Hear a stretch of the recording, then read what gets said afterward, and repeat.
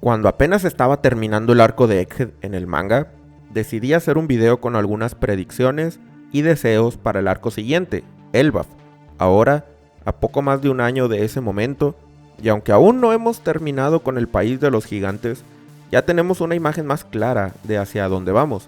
Han sucedido grandes cosas en este año pasado y me pareció divertido para esta ocasión revisitar aquel video, ver qué cosas se cumplieron, cuáles no y cuáles otras aún podrían suceder próximamente. Por supuesto, haré mención a información considerada spoiler para quienes no leen el manga, así que pausen el video quienes así lo deseen. Vamos a comenzar. Para el primer puesto creo que en Elbaf se nos revelará cómo funciona la espiritualidad en One Piece.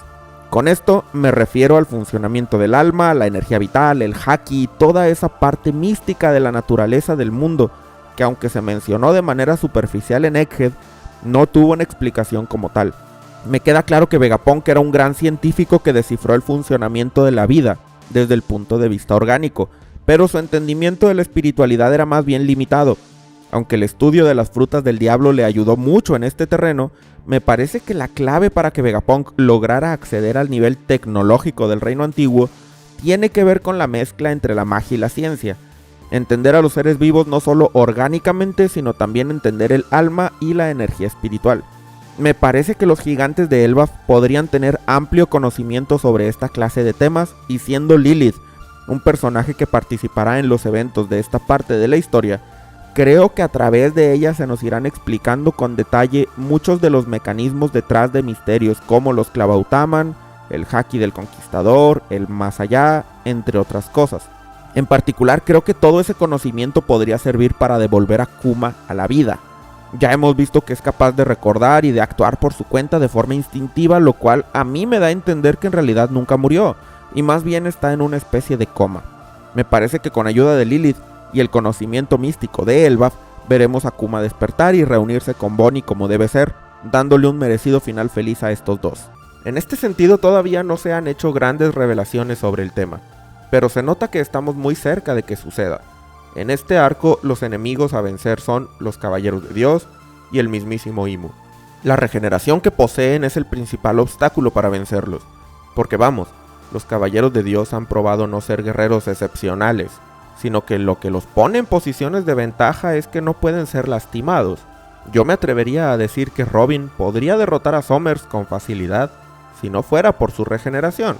En el flashback de God Valley, Roger mencionó que él y Garp necesitaban canalizar su Haki del Conquistador a través de su masa si querían vencer a Rox. Esta frase quedó un tanto críptica, pues realmente no se entendió por qué Roger mencionó el concepto de la masa físicamente como la cantidad de materia. Y antes de que alguien diga otra cosa, el término es masa, nada de cantidad como se ha nombrado erróneamente en algunas traducciones. Tal cual, Roger habló de la masa como se dice en física. Y me parece que este es precisamente el puente para que en Elbaf se comience a revelar la conexión entre el espíritu y la materia, la magia y la ciencia. El segundo punto, y uno que no es sorpresa para nadie, es sobre la revelación del árbol Adam. Aunque no está confirmado, muchos están convencidos de que el árbol al centro de la isla es Adam, el árbol del tesoro con la madera más resistente del mundo. Aunque con ciertas reservas, porque con Oda nunca se sabe, yo también soy de la opinión de que Adam está en Elbaf, y pronto se nos va a revelar esa información. Pero no se trata solo de obtener confirmación del hecho. Adam es un árbol que ha visto siglos de historia, y si nos cuentan sobre él, seguramente saldrán muchos detalles muy interesantes del pasado de One Piece. Además, parece existir una conexión entre este árbol y Eva, el que le da luz al fondo marino.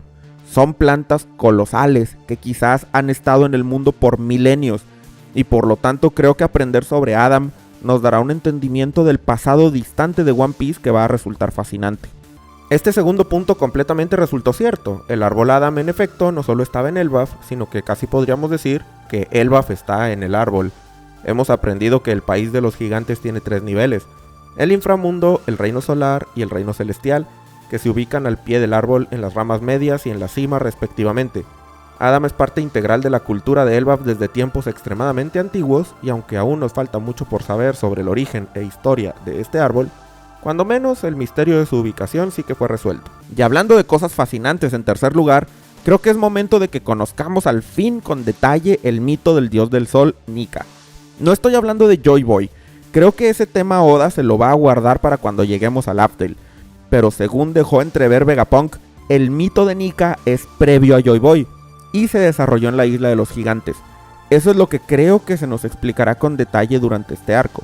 Los gigantes son capaces de reconocer la transformación de Luffy y por tanto creo que será inevitable que alguien nos explique ahora sí, con lujo de detalle, de dónde viene esa transformación, en qué momento se creó y si se trata de un personaje real que existió en el pasado o bien parte de una historieta u obra de ficción. Además, ligado a este punto, la raza bucanera que cree en Nika y tiene sangre de gigantes debería también ser explicada dentro del arco. Como siempre, cuando Oda revela misterios, deja muchas más preguntas abiertas, pero creo que al menos en cuanto al tema de Nika saldremos de este arco con mucha información nueva. Tal vez incluso deje de ser una silueta y veamos alguna ilustración del Nika original, con su espada y su lanza. El tercer puesto también está resultando ser verdad. Una de las revelaciones más interesantes de este año fue el texto Harley, que contiene 3 pasajes correspondiendo a 3 mundos diferentes. Fue en el primer mundo mucho antes del siglo vacío cuando surgió la figura del dios del sol Nika. Confirmamos que en efecto Joy Boy no fue el origen del mito, sino que más bien fue como Luffy, alguien que carga con el poder que el dios del sol representa, un dios que ya existía. Estoy seguro que nos falta mucho todavía por conocer sobre Nika, antes de que acabe el arco de Elbaf. Al momento en el que estoy haciendo este video, todavía no es publicado el último capítulo del año del manga de One Piece, que es el 1169. Lo menciono porque tenemos todavía el asunto de la misteriosa fruta de Elbaf, que Loki robó el día de la muerte de Harald supuestamente. No sabemos si resultará ser la fruta de Nika o no, pero es algo probable que lo sea y por lo tanto da pie para que sigamos aprendiendo más sobre su origen y mitología. Además está el asunto de que la parte más alta del país, el Reino Solar, sigue sin ser visitada, y teniendo como nombre Reino Solar, en el país en el que se adora al dios del sol Nika, seguramente nos aguardan un montón de revelaciones interesantes en la cúspide del árbol Adam. Para el cuarto puesto creo que en Elbaf es buen momento para que Luffy domine el Gear Fifth de una vez por todas. Estamos en una etapa de la historia en la que los oponentes son cada vez más poderosos. Desde los almirantes, el Gorosei y los Yonko restantes, son todos rivales que representan el pico máximo de poder que One Piece tiene para ofrecer. Y aunque Luffy ya está en ese terreno, solo puede competir en su forma despertada, pues el Gear Fourth, aunque poderoso y en especial haciendo uso del haki avanzado del Conquistador, no es suficiente para aventajar a este tipo de personajes. Esto hace que Luffy tenga una cuenta regresiva en sus batallas, en donde si no vence a su rival en pocos minutos, se inhabilita, y tenemos que esperar a que se recupere para volver a seguir con la pelea. Tal dinámica estuvo bien para demostrar que el Gear Fifth necesita de dominarse, pero creo que si Luffy pretende llegar a la cima, ya no puede estar teniendo esa desventaja cuando sus oponentes pueden pelear a máximo poder y sin restricciones. Por lo tanto me parece que si en Elbaf aprendemos más sobre el dominio del cuerpo y el alma, podría ser la clave para que al final de este arco Luffy pueda usar su despertar a su máximo potencial. Quizás los cuentos de Nika tengan pistas para lograrlo. En este sentido, aunque todavía no llegamos a eso porque seguimos en un flashback, sigo creyendo que esta predicción será verdad. Luffy tiene que dominar el Gear Fifth, en especial si ya estamos con que el enemigo a vencer es el mismísimo Imu. Lo que mencioné antes sobre el comentario de Roger y la masa podría ser clave para que Luffy ya no tenga esa limitante de agotamiento que ha mostrado hasta ahora cuando usa la quinta marcha. El asunto es cosa de energía. Él gasta su energía demasiado rápido y por eso no se puede mantener con su fruta despertada el tiempo suficiente. Quizá es parecido al momento en el que Roger y Garp usaron técnicas extremadamente poderosas contra Rox, para después quedar fuera de combate. No me cabe duda que Roger y Garp siguieron entrenando y cuando llegaron a su máximo nivel, serían capaces seguramente de usar esas técnicas múltiples veces en combate. Es decir, God Valley fue el momento en el que apenas si comenzaron a entrar en un nuevo nivel de poder. Con Luffy podría ser similar. Su momento de despertar fue en Guano y desde ahí debe comenzar a utilizar mejor el haki, entender de dónde proviene y cómo manejarlo con eficiencia para que el Gear Fifth pueda mantenerse por tiempo indefinido o cuando menos el suficiente tiempo como para poder derrotar a sus rivales sin necesidad de relevos. Me parece muy lógico que en este año 2026 veremos esta idea convertirse en una realidad. Y en general para el quinto puesto creo que ya va siendo hora que se nos explique bien cómo funcionan las frutas del diablo. Vegapunk nos dio una hipótesis muy ambigua en Egghead, pero el misterio detrás de estas frutas sigue estando activo. No sabemos de dónde vienen, ni la naturaleza de sus poderes con exactitud, y tener ese conocimiento no solo nos serviría a los lectores para saciar nuestra curiosidad, sino que a los personajes que son usuarios les podría permitir acceder a nuevos niveles de poder. Mencioné antes a Luffy, pero otro personaje que podría beneficiarse de esta información es Chopper, quien tal vez por fin podría desbloquear el despertar auténtico de su fruta sin necesidad de Rumble Ball. Además, Robin y Brook también podrían aprovechar este conocimiento. No sabemos si ellos ya han despertado sus frutas paramecia, y si no es el caso, aquí es donde podrían aprender cómo hacerlo. Si es que ya las despertaron, podrían entender mejor el fenómeno y desarrollar técnicas nuevas y más poderosas. Y en general creo que Elbaf será una experiencia que de una forma u otra hará crecer a todos los Mugiwara en sus estilos particulares de combate. Con lo de las frutas del diablo, ya no estoy tan seguro. No pierdo la esperanza de que Oda nos explique con más detalle cómo funcionan las frutas, pero me da la impresión de que es un misterio que quizás será desarrollado a la par de otros como el tema del siglo vacío, pues estas frutas tienen una gran conexión con el poder demoníaco de Imu. No sé si es que el poder de Imu venga de una fruta o alguna otra cosa, pero siento que revelar con detalle el origen de las frutas del diablo ayudaría mucho a entender de una vez por todas de dónde sacó Imu tanto poder. Siendo así, esa revelación desmitificaría un tanto al rey del mundo, cosa que creo que Oda todavía no quiere que suceda. Tenemos que seguir viendo a Imu como este ser insuperable, invencible, hasta que llegue el momento de su derrota. Y por tanto siento yo que Elbaf no será el arco que nos revele la verdad en torno a este tema. Aunque sí que pienso que los usuarios como Chopper, Brook y Robin podrían mostrarnos hazañas interesantes este año, relacionadas con sus poderes de fruta. En sexto lugar, y esta más que predicción es un deseo personal, me gustaría presenciar en este arco usuarios de fruta del diablo gigantes, en especial logias y zoan mitológicos. Es algo que jamás hemos visto aún, y aunque sí tenemos usuarios gigantes como San Juan Wolf, nunca hemos visto a un gigante logia o a un zoan mitológico. Nos han presentado a Elbaf como el país con el mayor poder militar del mundo, y creo que debe notarse bien esto durante el arco. Porque sí, los gigantes son poderosos y enfrentarse a una horda de ellos es difícil. Pero para mí no bastaría si eso es todo, ver un montón de gigantes y ya. Quisiera ver usuarios temibles de tamaño colosal y por qué no gigantes que también dominen las 3 variantes de Haki. En Elbaf podríamos tener una situación parecida a la de Amazon Lily, en donde el Haki es más común, y entonces sería genial ver al menos algún gigante con un Haki del Conquistador enorme. Y creo que este deseo no es imposible, pues la escala de One Piece en el presente amerita este tipo de personajes para estar a la altura, y qué mejor que en el país más poderoso del mundo, donde sería completamente natural que sucediera. Con este punto fuera del príncipe Loki, creo que sí me voy a rendir, porque es una línea argumental del arco que Elbaf no está en el presente en su mejor momento en cuanto a fuerza se refiere. Fue un esfuerzo del rey Harald que las futuras generaciones no se dedicaran a la batalla, y por lo tanto hasta ahora realmente el único gigante que tiene potencial de ser imponente por sí mismo es Loki. Así que la reputación de Elbaf como el país más poderoso terminó en eso, solo reputación del pasado. Dudo que vayamos a ver gigantes logias o zoan mitológicos, y de hecho me parece que terminará siendo mentira que Loki consumió una fruta del diablo. Así que ni él me va a dar el gusto de ver usuarios gigantes poderosos e intimidantes. La narrativa tiene sentido, pero debo admitir que no me encanta y me decepciona un poco que así como en Wano, resulte que toda la reputación bélica de un país recae en una sola persona. En Wano fue Oden, y acá Harald y posteriormente Loki. De ahí en fuera el resto de los gigantes no son más impresionantes que Oi Muikashi. Sin embargo, no perderé las esperanzas de que en el futuro ese ejército intimidante de gigantes que yo quería se vuelva realidad, pues en Pon Hazard nos esperan los gigantes congelados de Galeila. Rox consideraba que ese ejército era tan poderoso que una de las partes cruciales de su plan para ser rey del mundo involucraba que Harald despertara y comandara a los Galeila, no a los gigantes de Elbaf normales, sino a ellos específicamente. Así que aunque no creo que veamos a los Galeila en este arco, guardo mis esperanzas para el futuro. Ahora, Vamos a 6 puntos que me gustaría ver en el arco, pero que sucederán fuera de la isla. Y el primero será el comienzo del plan de Barba Negra. Teach ha estado planeando algo, y el arco de Egghead nos sirvió de preámbulo para lo que se viene.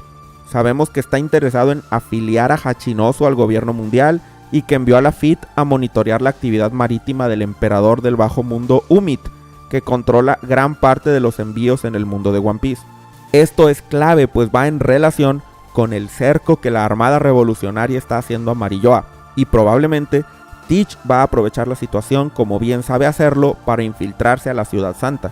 La cuestión es que espero que Oda nos muestre escenas de todo este plan aquí y allá a lo largo del arco, porque de no ser así estamos hablando de que tal vez pasen años antes de volver a saber de Barba Negra. Personalmente me gustaría que antes de que Elbaf termine, si es que Teach aún no ha logrado su propósito, al menos sepamos en cierta medida cuál es. Ya sabemos que Imu se impacientó y apareció en Elbaf porque necesitaba a todos los caballeros en Marilloa, que está en llamas en el presente. No tenemos idea todavía de qué está sucediendo allá, pero los candidatos perfectos para ser los atacantes son tanto el ejército revolucionario como los piratas de Barba Negra. A diferencia del arco de Egghead, en Elbaf Oda no optó por intercalar escenas de lo que sucede dentro de la isla con cosas que pasan afuera. En vez de eso hemos tenido un arco más tradicional en cuanto a la forma de contarnos las aventuras de los Mugiwara. Claro, el presente se ha interrumpido para darnos uno de los flashbacks más increíbles que hemos visto, pero aún así, todo sigue relacionado a Elbaf, de manera que no estoy seguro si llegaremos a ver qué sucede en Marilloa a mitad de arco, o si más bien Oda lo dejará para un post-Elbaf, pero definitivamente pronto tendremos noticias de esto. En segundo lugar, creo que vamos a ver un desarrollo todavía mayor del Gorosei. Desde Egghead comenzamos a percibir a cada uno como un personaje individual, en vez de 5 tipos que actuaban como uno solo y se completaban las frases.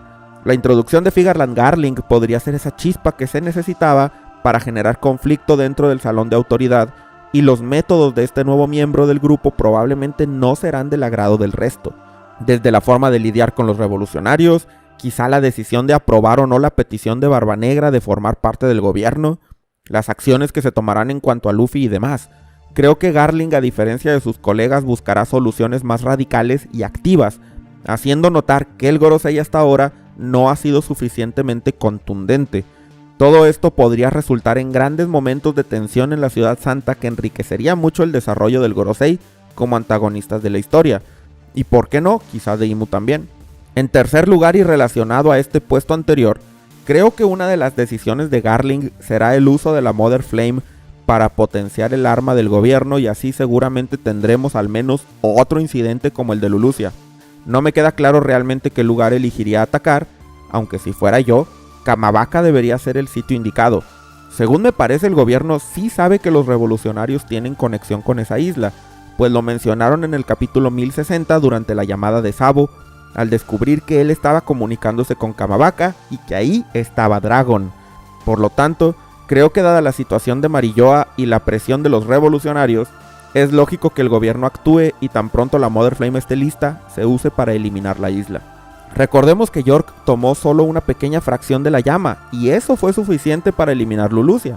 Con el reactor completo a su disposición, creo que de forma inmediata podría usarse al menos otras 2 o 3 veces, sin temor a acabarse la llama por completo, así que en mi opinión es altamente probable que el mundo de One Piece pierda un par de islas o más durante este arco, y en consecuencia el mundo continúe hundiéndose. Y aquí también sigo creyendo que es muy posible que el Gorosei se desestabilice ante la amenaza de Marilloa.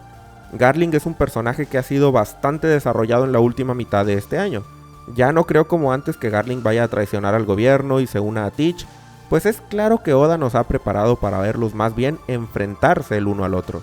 Garling mató rastreramente a Rox, el padre de Barba Negra, y por lo tanto es más bien esperable que Teach nos dé la merecida venganza que el final del incidente de God Valley nos hace desear. Como Marilloa está bajo ataque, no estoy seguro si se llegará a dar este punto. Probablemente estén suficientemente ocupados tratando de defender su ciudad como para pensar en destruir Kamabaka o cualquier otra isla.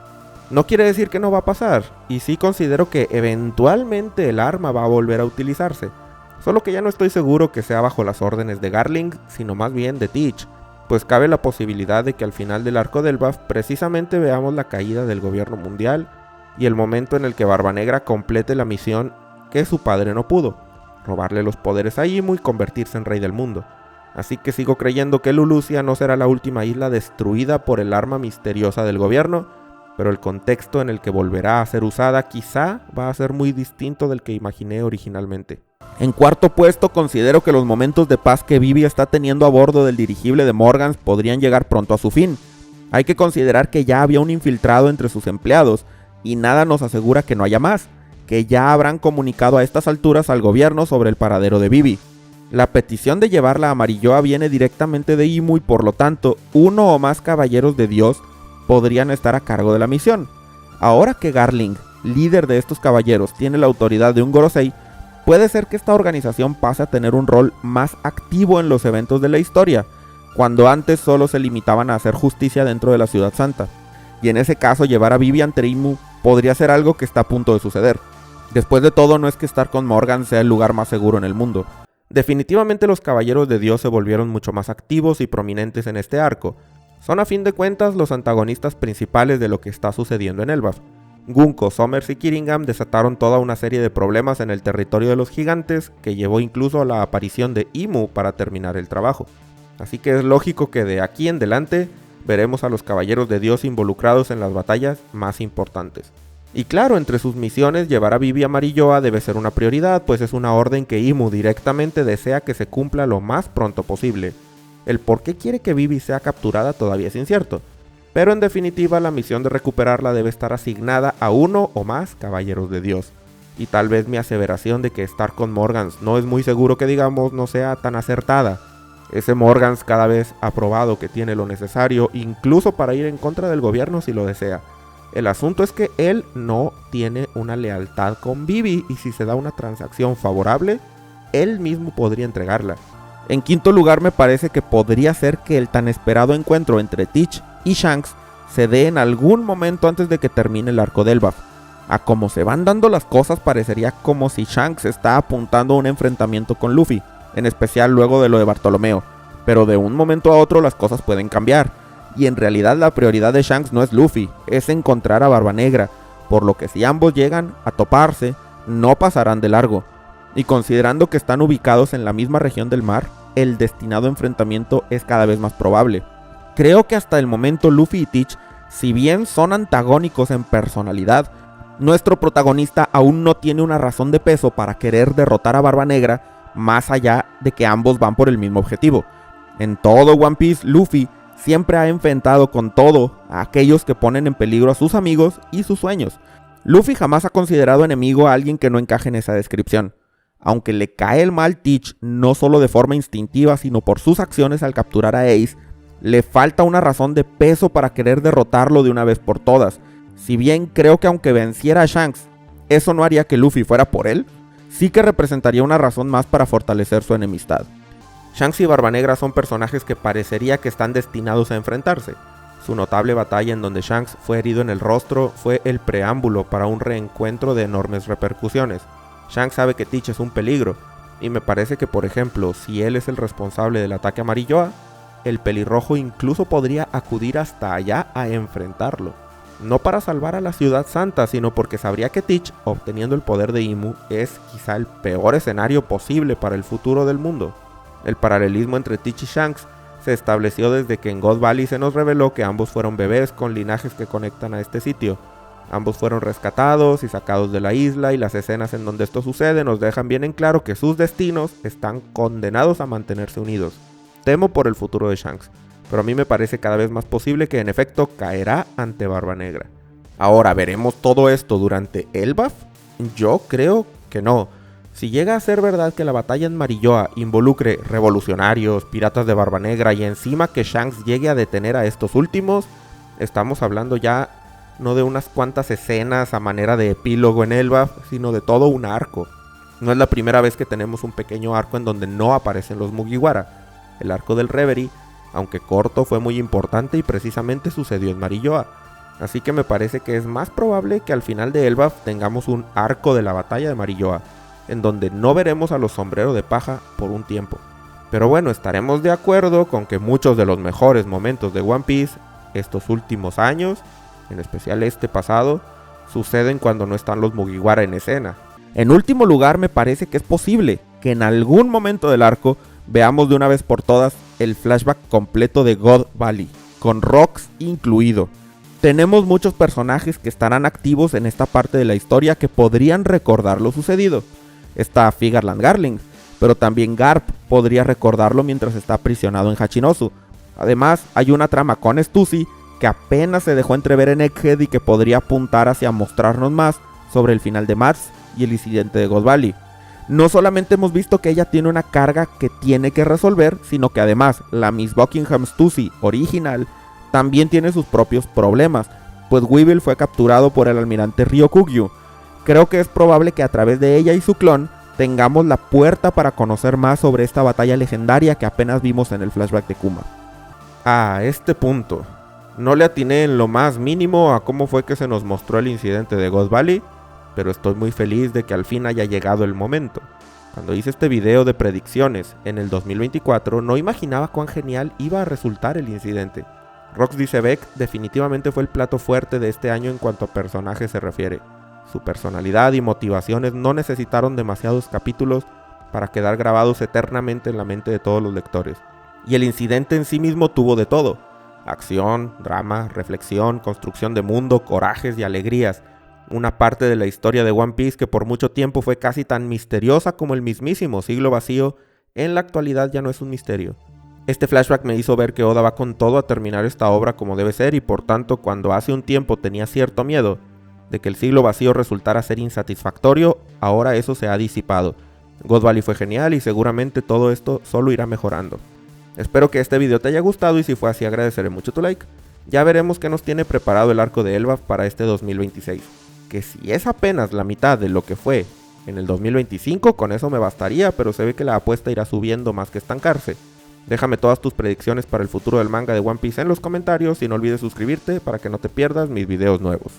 Muchas gracias a todos los miembros del canal por su apoyo. Agradezco a los caballeros de Enel, Miguel Kuda, Lucas Núñez, Chofócrates, Hana Hananomi, Emi, Liaku, Sinques Hermoso, Mane, Skype el mejor arco del mundo, Dios del Café Soluble, Facundo Elizondo, Steven Zafudel, Luis Arnott, Gonzalo Cazorla, Devil David, Fernando Vincelli, Lucas Arriola, Luffy Dimonki, tú, Gabri Kelme, Akira el Metalero, Towi G, El Shibi, Ariel Noriega, Sanaxtonio, Memo Licea, Maximiliano Emanuel Acosta, Javito 1987, Agriel Vale, Hernán N. Arriola, Ramón del Malvar y Nomi. Así como a los comandantes Zinc, a Loop, Ramón Parra, Mugiwara Ocelot, David Ginas, Federico Juárez, Luis Mira, Soy Dani Barrios, Miguel Pérez, Alejandro González, Jerónimo Angiolillo, Iván, Agustín, Terresegundos, Cristian Ledesma Candás, Josef de Yolide, Kaiser X, Waldos, Léeme la Mente, David Dionisio, Oscor 25, Jarayuco 1, Benjamín Bustos, Diego Ahumada, Roberto Sea, Tiago Suárez, Ari Aguilar, Brian Kirsinger, Gonzil, Félix Sal, Vaca Banana, Fiorella Paulini, Jessica Pérez, Gerhard Diti, Ángel Salazar, Yar, Pedro Teruel, Fede González, Juanini, Belino Josa, Fabián Coelho, L. Gabriel Peña, Lucas García, Jesús Novelo, Ryumo Giro, Fede González, Paulo Ulises, Ay pero qué rico, Mauricio Ortega, Zungol, Helic, Miau Mastery, Minor Alonso, Abraham ASL, Emiliano Burgos, Esperanza D, Gonzalo Ariel Villa, El J, Andrew Haza, Juan, José Román, Adro, Biguda Moreno, X, Laura Alejandra de Silva, Alejo Can, Juan Trejo, Pericochelo, Fantasma, Saúl Iscali Landeros, Saturno Play, Daniel, Eileen SG y Limor Cor, así como a todos los Piratas Inc. Si quieres formar parte de los miembros en cualquiera de sus niveles, haz clic en el enlace en la descripción o en el botón de unirse debajo del video. Muchas gracias a todos por llegar hasta el final y nos vemos en el próximo video.